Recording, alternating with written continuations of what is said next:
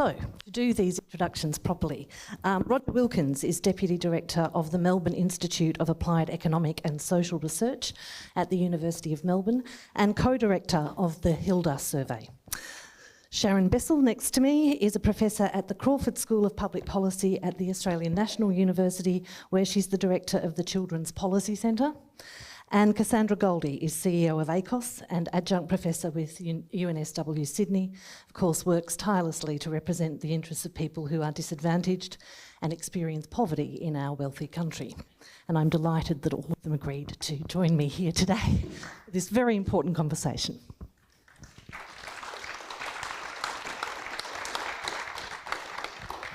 Now, of course, inequality of some sort is inevitable in any society. People make different choices.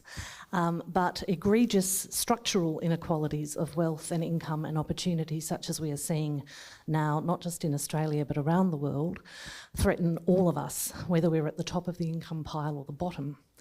Because, of course, it leads to a loss of trust in democratic institutions and a loss of faith that the systems that we trust to oversee our lives are going to deliver the outcomes we need. And we are only seeing that all too well in what's happening in America at the moment. So I'm going to start, Roger, by asking you, what does your research, and particularly the longitudinal data from the Hilda survey, show us about the state of inequality in Australia? Thanks, Emma. Yeah, well, tough act to follow, Ken. That was a very profound presentation, and I guess what we're doing is providing, I guess, a little bit of information on how it all plays out in terms of how well-being is distributed amongst those in the community. And so the available, evidence for Australia, which includes the Hilda survey, but it also includes ABS surveys and the Australian Tax Office tax records data. What it's broadly showing is that last sort of 20 years, inequality has been, broadly speaking, fairly stable. But that is not a basis for feeling like there's no problem.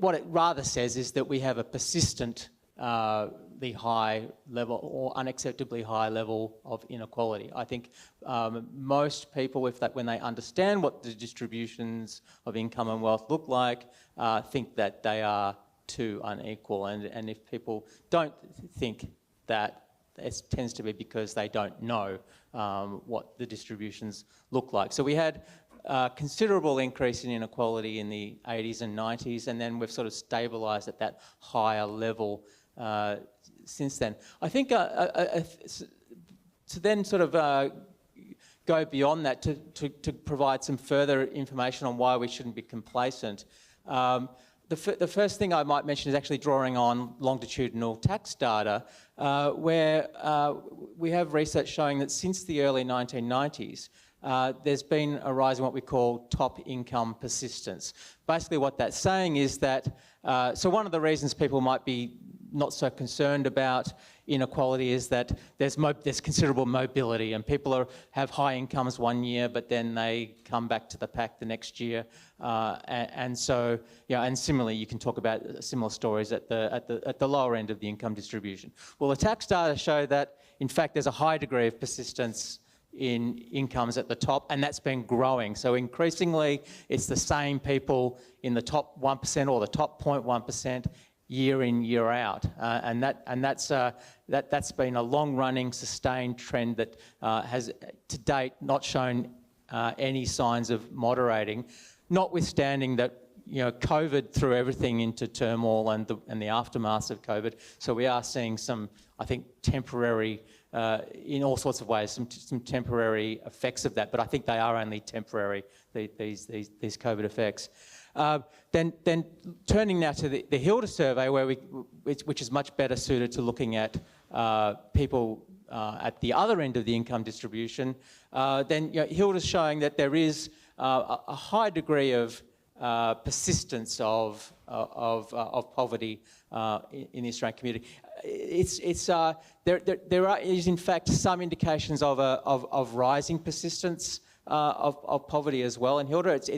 But it's not as sharp a change as we're seeing at the top. But to give some sort of meat to this, we often talk about around about 12 to 14% of the population at any one point in time being in poverty, using a criterion that if you have income less than 50% of the median income, you're in poverty. Again, the argument is, well, if people are only temporarily poor, it's not such a concern for the state of well-being in the community. But Hilda shows that if you, for example, looked over a 5-year period, if you took a broader measure of poverty, which was less than 60% of median income, you still get about 13% of people who are poor in pretty much all of those 5 years. So it's 13% below a higher threshold, but it's showing you that for a lot of the people who do move out of poverty, they're not moving very far. They're still on average below this sort of 60% threshold. So again, there's a lack. We should not feel like there is not a persistent problem in terms of the poverty story. And then the final thing I want to mention is an intergenerational dimension. So now, because Hilda's been running we're in our 25th year now, we're really in a position to start looking at this issue of intergenerational transmission, if you like, of disadvantage. And you certainly see, for example, a statistic that sticks in my mind is that for children who grow up in poverty, in poor households, persistent poverty during childhood, they're more than 3 times as likely to be in poverty as an adult when they're no longer living with their parents than a child who did not grow up in poverty. So there's a really important intergenerational dimension here in terms of we're taking away. This again, speaks to the equality of opportunity that you were mentioning, Emma, as an important issue, and that's again, very, very much tied to other markers of disadvantage, such as growing up in a single-parent family. But I think I should stop there before I use up all of our time. And well, thank you, Roger. And actually, it's a wonderful segue to Sharon, because obviously your work is all about children and families and their start in life. And what does your research show us? Yeah, so I think we heard so powerfully from Ken the challenge that we've got around intergenerational inequality. And a lot of the discussion and some of the fairly inadequate kind of responses are focusing on young adults, and that's for really good reasons. But our research is showing that inequality and the impacts of poverty begin much, much earlier. And I think the point that Roger just made about that intergenerational transmission of poverty is a really important one. And what we're seeing in our research is that the scarring effects of poverty begin in childhood, and often really early in childhood. So we've been working with 6 to 12-year-olds about their experiences of growing up in poverty over the last several years. And I just wanted to share a little bit with you of what children say it's like to grow up in poverty and be surrounded by the very real impacts of inequality. So through our research, we've developed a framework, which we call the MOR framework, M-O-R, that shows how poverty plays out for children. And it plays out as material deprivation, as limiting opportunities, and impacting negatively on relationships. And I just wanted to say a little bit about each of those dimensions and what it looks like for children when they're growing up and experiencing deprivation across each of those dimensions, which lead to multidimensional poverty. So children tell us, and remember I'm talking about 6 to 12-year-olds here. So children tell us about the cost of living, and they understand that really deeply because they experience it every day. Children can explain the cost of petrol, they can tell us what groceries are cheapest, they really deeply understand household budgets.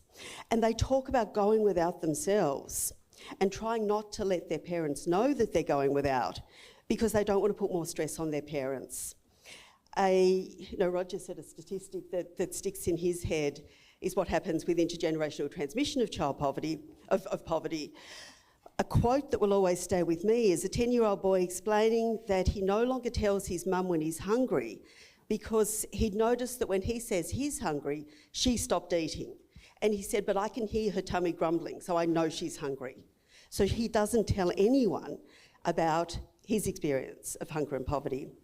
Children talk about opportunities that are missed. They talk about the things that they can't do because of a lack of money, but also because of exclusion, discrimination and disconnection. In a message to adults who make decisions, a 10-year-old girl wrote, "Please give some hope to children with no opportunities." A 10-year-old boy described his fears for the future. He worries that he won't have a job, or that the job he gets will be low-paying and insecure. He worries that he'll be homeless again. He worries that his adult life will be as tough as his childhood. And he's right, because the Hilda data are telling us that that's what he's likely to experience.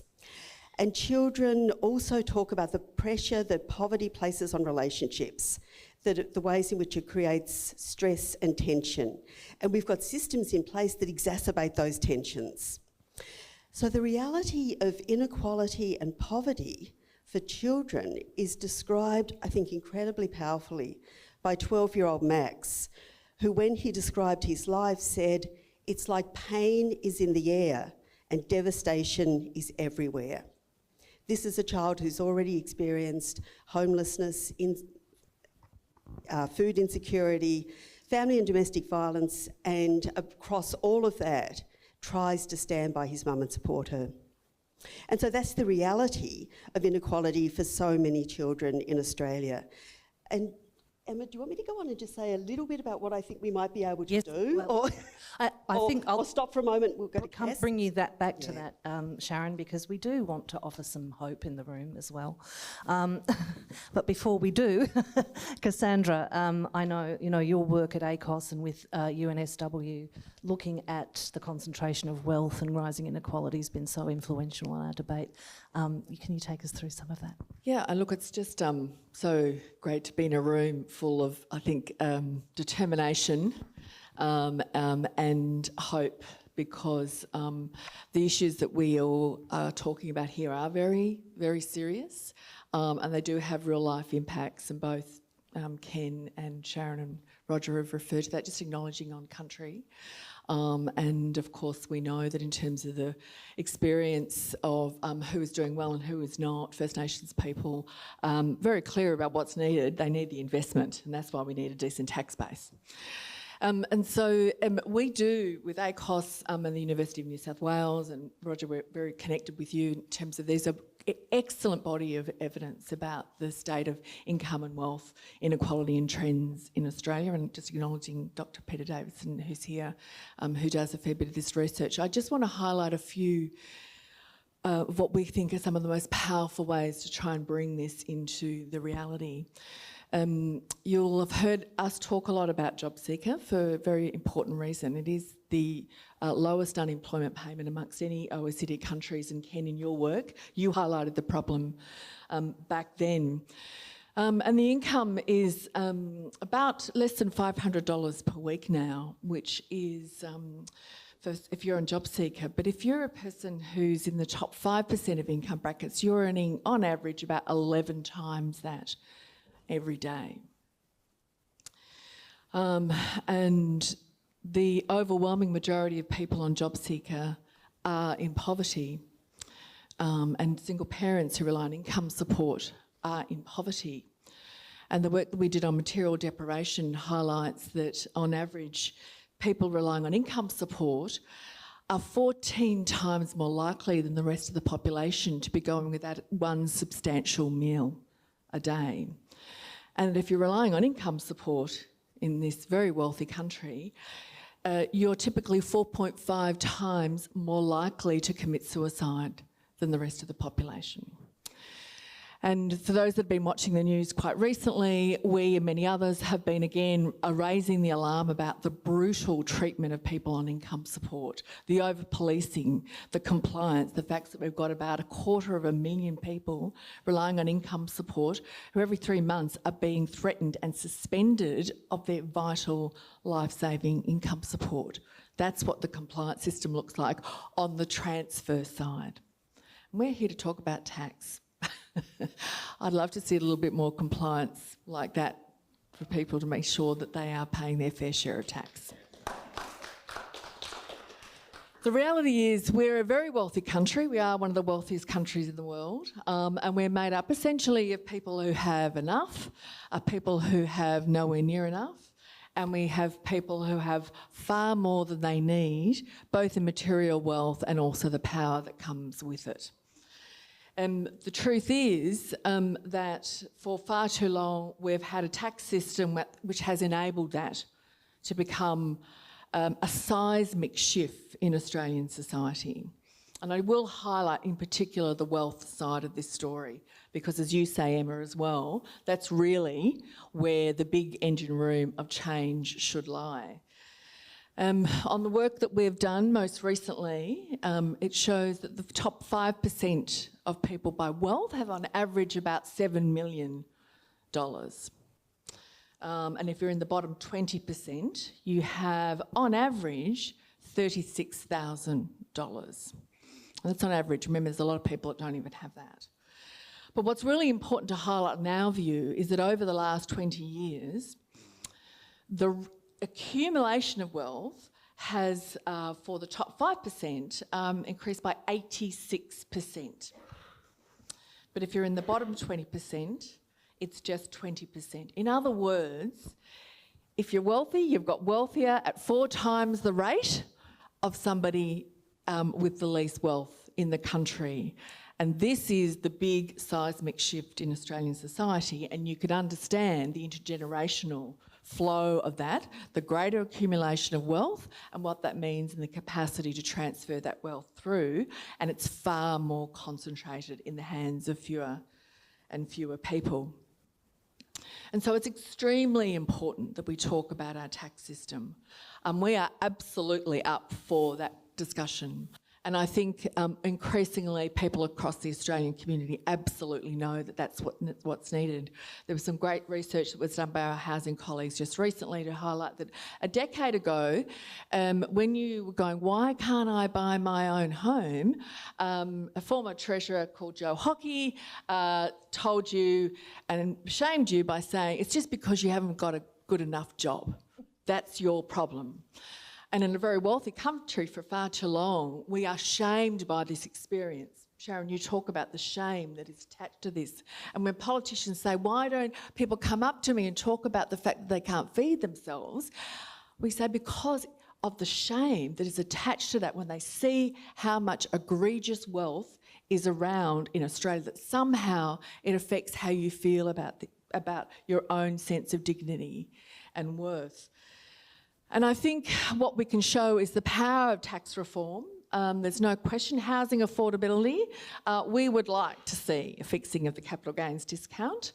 The fact is that 4/5 of the value of that $13 billion tax break is going into the top 5% of people who do extremely well out of property investment in Australia, at damaging the treatment of housing as something that's about delivering a human right. We could think of some better things to do with that $13 billion. And I might just highlight, Emma, before we sort of come back, that when we understand who has power to make change, I don't think you saw anything more extraordinary than what was done in the pandemic, when that job seeker payment was doubled, literally overnight. And so literally overnight, we reduced poverty amongst people who are the most poor in Australia in terms of resources by 4/5.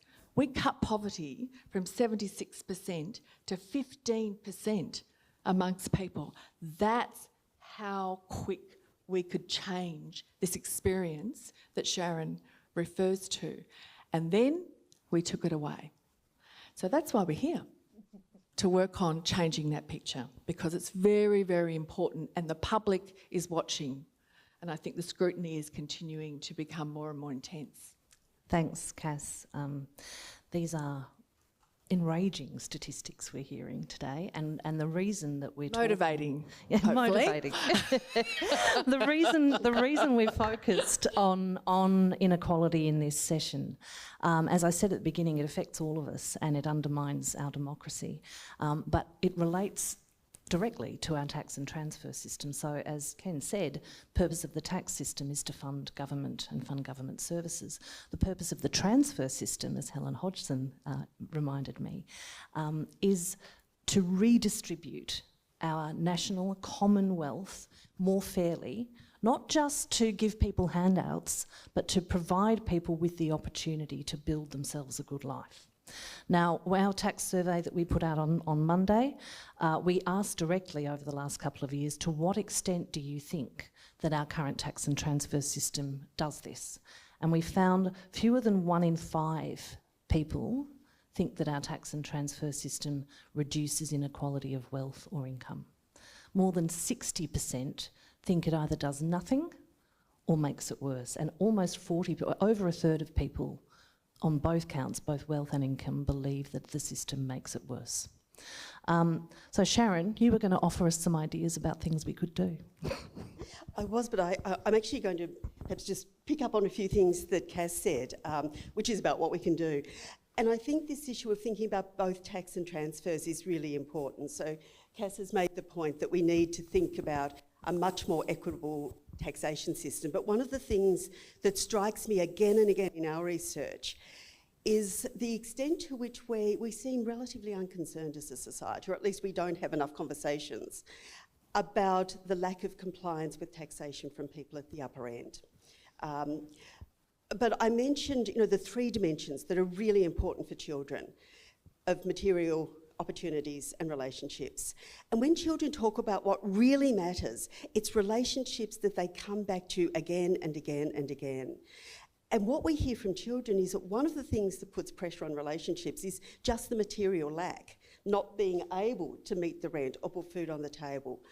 But what often deepens it, and children know this and explain it to us, is the compliance that's expected of their parents and the stress, the additional stress that puts on their parents, and the way that plays out in family dynamics. And so children talk about the way their parents, and we particularly often work with single mum families, so children often talk about the way their mums love them, that they're always there for them, but how they get grumpy and difficult to be around when payments are breached, or when they're expected to respond to another layer of compliance. So we need to do something about the taxation system to make it more equitable. But we could almost immediately end poverty governance and shift from punishing people who need support to actually supporting them. And that would do an enormous amount for children. And I think it would also contribute to helping to ensure that children can get out of the stickiness of poverty. Because one of the factors that contributes to that intergenerational transmission of poverty is the lack of support and the pressure that's put on relationships when children are young, and the lack of opportunities they have. So we could do that, Cass, just like we could increase benefits. We could also end poverty governance and demands for compliance at the stroke of a pen. Almost. Yeah. Discretion of a minister, actually. I want to be really clear here that we're talking about very, very wealthy people. That statistic from Monash that I gave you at the start, that the top 1% of wealthiest people in this country control 24% of our national wealth. Often these, and when we talk about intergenerational poverty, sometimes that sounds like intergenerational conflict, and often we're accused of playing the politics of envy. I want to be really clear that the majority of older people who have assets are not in that 1%, and they have done what the system told them to do. They have taken advantage of a tax system that encouraged them to put any extra capital they may have had into an investment property as a nest egg for their retirement. They're not bad people, and they're not responsible for the mess we're in. They've played the system that we've got. We're talking about people that are very, very wealthy and use all kinds of perfectly legal measures to minimise their tax, splitting it up amongst family members, etc. So, and I also want to reflect on the fact that there is a huge proportion of people who are older who live in poverty. Over a third of older single women in this country live in permanent income poverty because they don't own a home. And we actually have one of the highest rates of pension poverty in the OECD. So just to be clear, we're not only concerned about young people, we're concerned about everybody that's being failed by this system. Cassandra, I mean, that's your research shows that about pension poverty too, doesn't it? Absolutely. And this is to Roger's point, we've got a very persistent rate of poverty in Australia. It's between 13 and 14%. And what we're here again to challenge is this notion that somehow poverty is always with us. It's kind of an inevitable aspect of the human condition. This notion that when we talk about intergenerational transfer of poverty, we're not talking about genetics here. We're talking about the structural conditions where extraordinary parents are living in households where they literally do not have enough money to feed themselves, and so they lie to their children so that they can feed their kids. And they watch a very wealthy country saying, we're still trying to find enough money to meet the Gonski standard of public education. When 80% of the children from more lower income families are being educated in public schools, and a decade later we couldn't find the extra 1.6 billion to put into public education, but we could find about 30 billion in income tax cuts in 3 stages, the last of which tranche went through last year. And so I do think in the sort of to the theme of, is this another moment? I definitely think that we are at one of those tipping points again where people are going, there's a larger group of people knowing that things are not the way they should be. To your point, Emma, about our experience of people mostly deeply care. Mostly people really deeply care, but they're genuinely confused because they keep being told we're an overly taxed country when in fact Australia collects the 9th lowest in taxation amongst all of the 30 OECD countries and is the 6th lowest spender when it comes to public expenditures on critical services like education, healthcare and childcare. That is actually who Australia is, and we have to continue to share that because that means good people say, I want to change that picture and I'm prepared to pay my fair share and trust a government will do the right thing with it. And that's a challenge. Roger, I was just going to say, can you? Yeah, I just want to make a comment, a fairly general comment about the tax system, and I think when I was listening to Ken talk, I think what I as a card-carrying economist, it's ingrained in me to worry about incentive effects of taxes and the deadweight loss associated with tax and minimising that, with a strong eye on not too adversely impacting on our growth potential. But what's so infuriating listening to Ken is how much of our tax system is actually making things worse. So we have all these exemptions which do nothing to promote the economic outcomes that we value, and in fact, we do things like fail to price externalities. We have all sorts of. We fail to adequately tax economic rents. The most efficient taxes are those are of economic rents or immovable. Things that aren't going to affect behaviour, land taxes and so forth, and we do so poorly on those things. I think that's the infuriating thing is that we could actually generate quite a bit more revenue, and at the same time improve the efficiency of the system and actually get a growth dividend at the same time. I mean, that's what's so infuriating, I think, about this. That's exactly right. Our tax system incentivises all the wrong things. It incentivises rent seeking and property speculation and wealth hoarding. And at the same time, we have one of the least diverse economies in the world. We're somewhere around 91st near Kazakhstan. And we just have an absolute failure and collapse of business investment, of innovation, and as we're facing a new economy, those things are going to be really important, right? Before I move on to questions, because we do have a few coming through, I'd like Sharon to just you were going to give us some ideas, so. I just wanted to make one point. I had a wish list. Cass has covered many of them, but around the sectors that we need to really shift and the way we can use taxation and redistribution to do that, and that's across healthcare, across housing, across education. But rather than go through them one by one, I wanted to make what I think is a really important point, that as we think about all of these things, we need to think about how they're interconnected and how we can use taxation and transfer system to recognise those interconnections.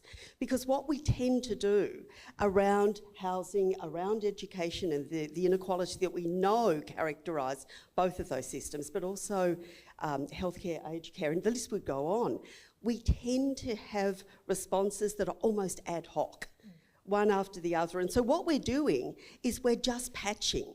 We're adding patch after patch and then those patches fall off. And so as we start to think about how we really need to think differently, we need transformative thinking and we need to really recognise the interconnectedness rather than picking up one problem at a time. Because if we keep doing that, we're just going to see the patches fall off again and again. And as was said in the Beveridge report in 1945, times of crisis call for revolution, not for patching. And I would argue that over since the GFC really, but particularly over the last 5 years, this is a democratic and economic crisis, the likes of which we have not seen since that time, since 1945. Not for patching is the title of a book I've been trying to write for about a year and a half, so I'll get back to it after the tax summit. Okay, so I'd like to just reflect on some of those and some of the questions that have come through. Firstly, it is this year 50 years since the Henderson inquiry into poverty in Australia, and our friends at the Brotherhood of St Lawrence, Travis McLeod's here and others, are working really hard on a project to think about how we measure poverty in modern Australia, because of course Henderson came out before there was Medicare and before a whole range of social wages that emerged in the 1980s and 90s. But I've got a good question here, Cass, that's come through from someone. It seems many in our community have favoured 50% of median income poverty line. Is this because it hides and minimises age pension poverty? When we use the EU's 60% indicator, old age pension is the highest poverty group in the country. Thanks, Emma. And what's been, there's been, as I said earlier, there is a lot of body of research about different ways in which you can understand the experience of poverty in Australia. And the sort of measure that we've used at UNSW has been drawn from global standards about an approach to doing that. What's very exciting at this point is I think we're at a real point of domestic consensus about the method by which we should be measuring poverty as a nation. Right now, we are an outlier in we do not actually have an official definition that is acknowledged by any government of measuring poverty in Australia. It's almost like if we pretend we don't measure it, then it doesn't exist. Well, we disagree, and so with Brotherhood and a number of other colleagues, and Roger's been involved, there's been a lot of work done to build the consensus about how to do that with a monetary measure which takes into account income and also factors in wealth, to pick up on the point about people across generations who are living in poverty, and then also to look at the multidimensional aspects of that, including through the lens of education, for example. And so we are are determined to build the case to get that into the national data sets because poverty exists in Australia and it is very serious, and if you're living it, you really know it. We've got, of course, Travis McLeod and a panel this afternoon to talk about that very issue, about welfare and alleviating poverty. So I'm going to, for the last 5 minutes, focus and ask Roger. As you said, the incentives in the tax system are critical, and I think the vast majority of people do not want to find themselves in a situation where they have to rely on income support. They want the opportunity to have a good, secure job and build a good, secure life. What are some of the things in our current tax system that could be done to give people that opportunity to restore, really, what we'll hear from Tom Walker from Think Forward soon, really to give younger people, restore their hope that if they do continue doing all the right things, they might have a shot at the kind of, material comfort enjoyed by the Australian working and middle class in the 1950s and 60s, by most of them, not all, and certainly not First Nations people, obviously. Gosh, that's just not a small question. Not a small question. I mean, I would firstly recommend a lot of what Ken was offering up as, that sometimes what gets lost in the technical detail of it is how that translates to the outcomes we all care about, and how it profoundly alters the whole interrelated economic system, and therefore, ends up playing out with creating more opportunities for young people. If you're redistributing the tax burden in a more equitable way, if we, for example, were taxing retirees the same way we tax working age people, that would then require less punitive taxation of young people as they're starting out. I think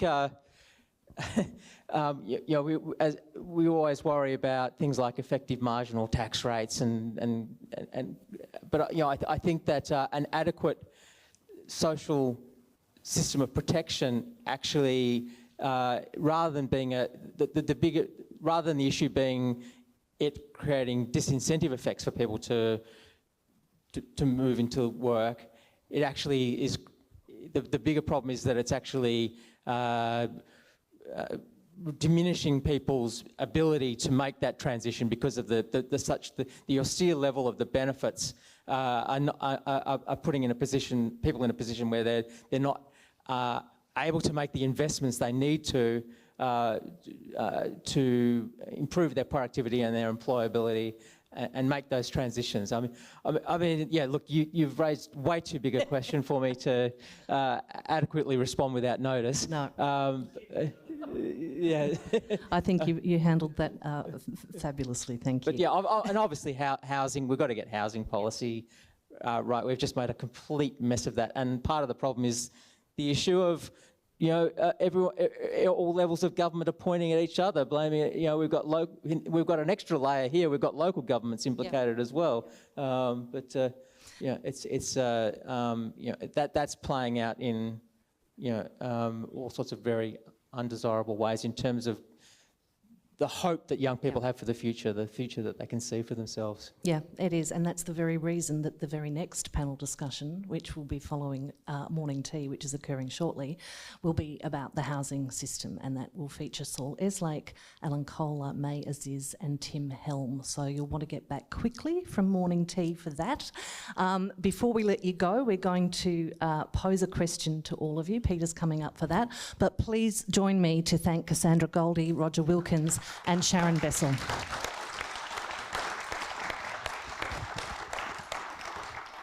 So one of the many questions that was coming through in the feed was, can someone give us some good news?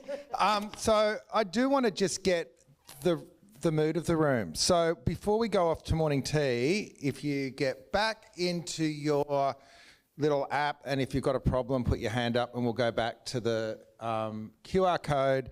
How confident are we that A, we have the right policies to address inequality If we're totally depressed, we're a 1. If we're very confident, we're a 5, and you'll be buying the drinks tonight.